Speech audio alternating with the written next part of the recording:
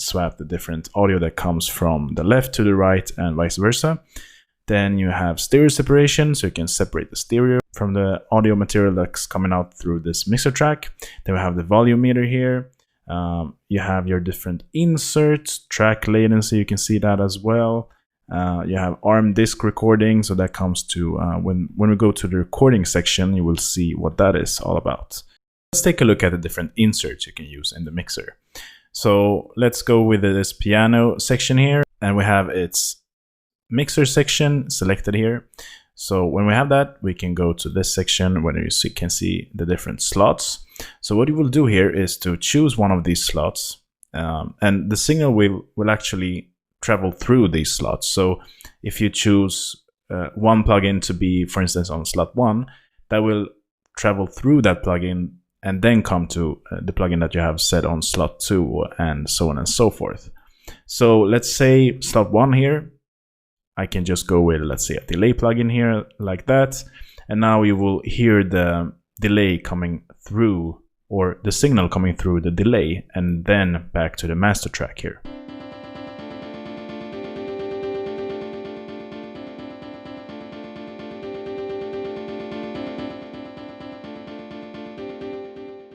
And then you have different presets as well, but this is just for this plugin here. So let's close that, and you will see that we have this insert. You can also push how much you want of the effect to be routed through this track here. So basically how much output you want of the effect here. You can also enable and disable that as well. And one more thing that is very nice to know with the mixer is the different view sections. So you can actually have it like this, set up like that, and you will see the big overview of all of your tracks. And yeah, you have a lot of different pre-styled views here. I like this view very much. You can see all of the different inserts here, and yeah, as you know, with all of the things in FL Studio, you can just right click, rename, color, and icon. So this was our piano, right? And we have a green color. So now we have this set as well in the mixer. So we're done with our very short track here for now. So I'm just going to show you how to export and save this track. So you can just save it like you want, and you can just choose a location on your hard drive. So you just save it, rename it, and you have it saved on your hard drive as an FLP file. So you can just open it on FL Studio.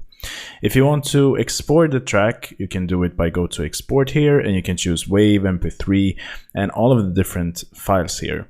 So let's say that we want it to be a WAV file. I can just do it like this and choose it. This is a Mac, as you can see here, so it may look a bit different on your computer. But if you go to export, let's say that we want it to be an MP3 file, you can do it like this as well.